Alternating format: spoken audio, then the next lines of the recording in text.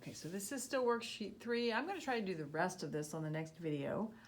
You see there are 2 multiple questions on this little worksheet. I'm trying to prepare you for the multiple choice questions that will be on test 3. So let's look at this one. An apportionment gave state A 10 seats, state B 6 seats. Okay, so that's what we're told. After 10 years, a new census showed that A's population grew by 2 million people and B's population shrank. Under the new census, the number of seats were reapportioned. A wound up with 9 seats and B wound up with 7 seats. So, wait a minute. A had 10, but its population grew, and that caused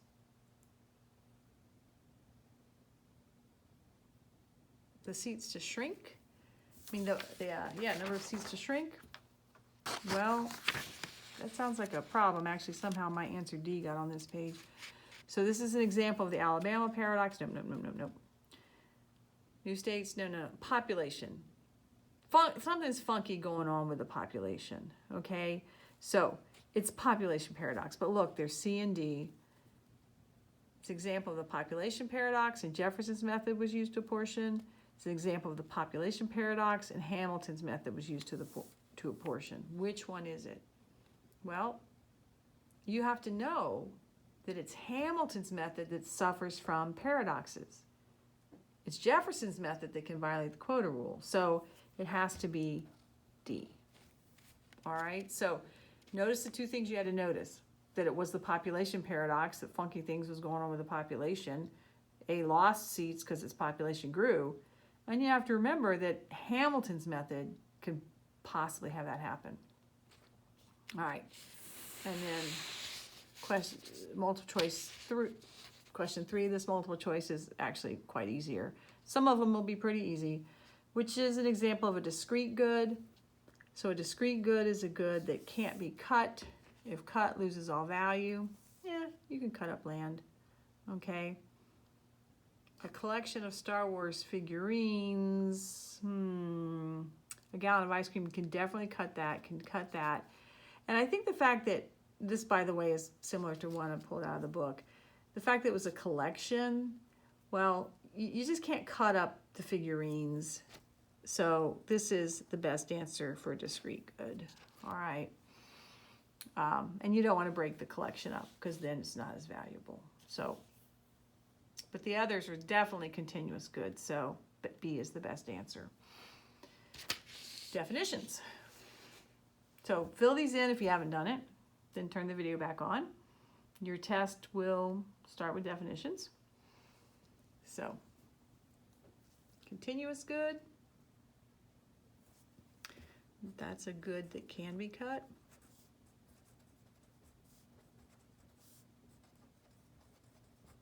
And the thing is, and still maintain value. That's what's kind of critical here. All right. Polinsky and Young's impossibility theorem. I get a lot of cute answers for that. It's like, this is impossible to remember. This is the whole point. We are using a flawed apportionment method. Huntington Hill is what we're using. It's flawed. It can violate the quota rule. Why do we allow that? Because if we try another method, we're going to have these weird paradoxes. So, it turns out, no apportionment method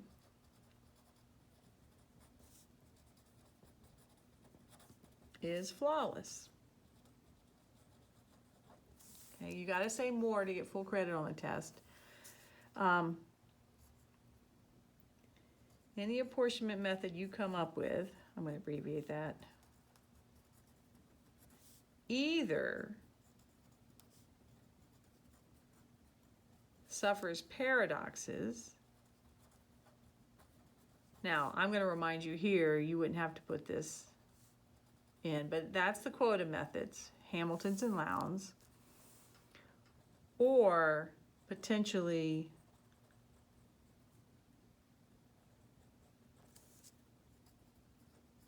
violates the quota rule. It has that potential. And those are the divisor methods.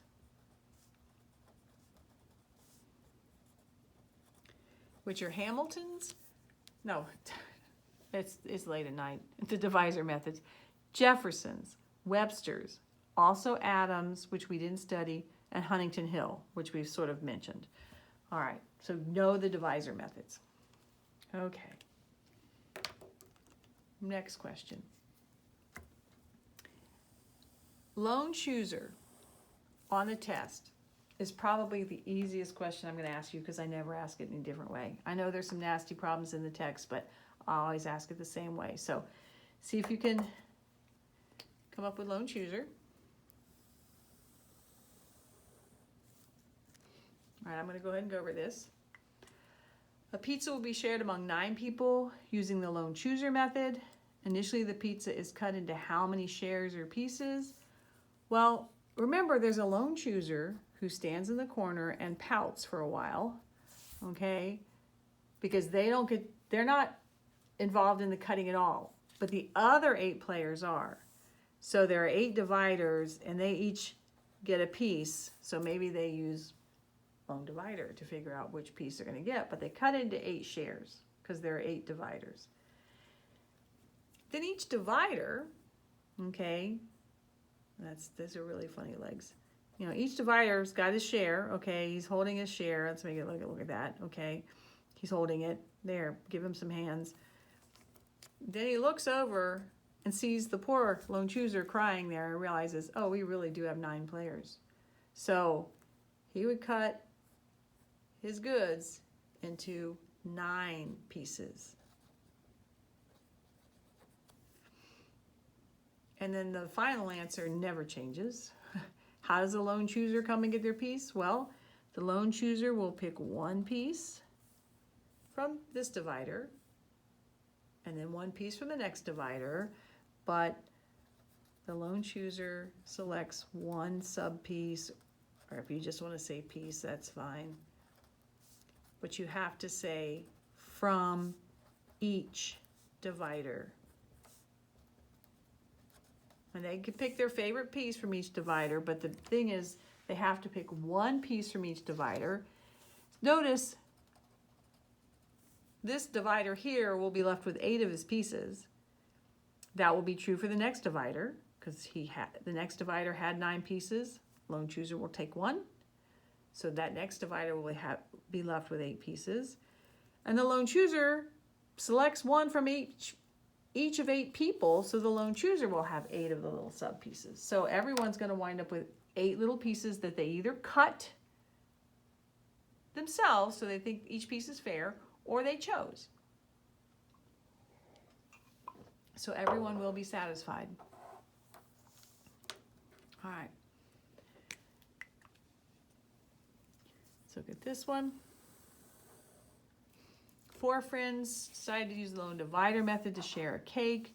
Once the cake was divided, the choosers made these declarations. Describe a fair division of the cake.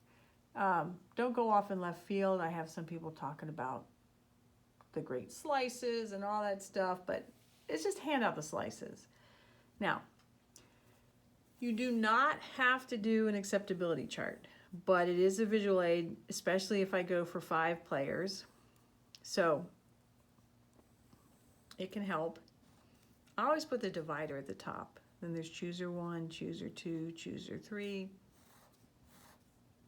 And there's slice 1, slice 2, slice 3, slice 4. All right, so which slices does the divider find acceptable? All of them. The instructions to the divider are cut what you think are 4 equal shares. Because the divider's not going to get to choose. They're going to get the leftovers. They want to make sure they're happy with every piece. All right, chooser 1 said, you know what? I'd be happy with slice 1 or slice 2. Chooser 2 said slice 2 or slice 4. And chooser 3 said slice 4. And then the only strategy here is satisfy the pickiest people first. So chooser 3 gets slice 4. It's the only slice they'll be satisfied with. So that's out of the game. Okay. All right, now that means there's only one slice left that chooser 2 likes. So chooser 2 gets slice 2. Okay. That one's out of the game. Now there's only one slice that chooser 1 likes. So chooser 1 gets slice 1.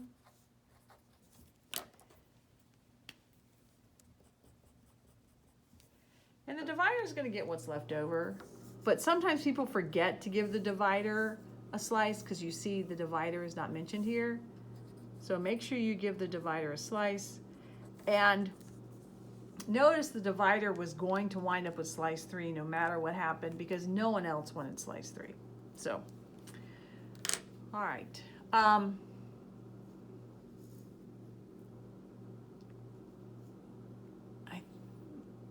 think the true false are at the very end of the test, and it's all mostly history stuff and paradoxes and things like that. So I thought I'd put a few on this to give you an idea what they might be like.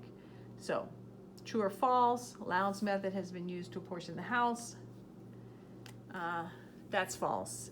Lowndes method clearly favored the smaller states, and the smaller states didn't have the power to enact it. So Lowndes died on the table. We are currently using the Huntington Hill We are currently using Huntington Hill to apportion the House, and the next apportionment of the House could possibly violate the quota rule. And the next apportionment of the House, by the way, is going to come right after this census. They're collecting the census data now. It may take a year or two. If you notice, it tends to take about 2 years to reapportion the House. But we are using Huntington Hill, and Huntington Hill is a divisor method, which means we could violate the quota rule. That's true. It was a violation of the quota rule when apportioning the House that led to the downfall of Jefferson's method.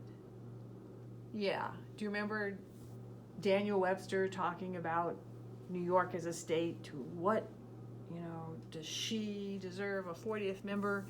Yeah, that's pretty much true. And then they switched to Webster's, and little did they know that Webster's could also violate the quota rule. It tends not to violate it as much as Jefferson's because it uses the 0.5 rule. All right, so I hope these videos help. I'm really sad that we're not just working in class together, but I think you guys can do it. So hang in there. And this is the last worksheet. Put these 3 worksheets together, by the way. I think you pretty much have the whole test. This worksheet didn't cover everything. It had some review, but I think if you put all 3 worksheets together, you could pretty much create a little practice test for yourself.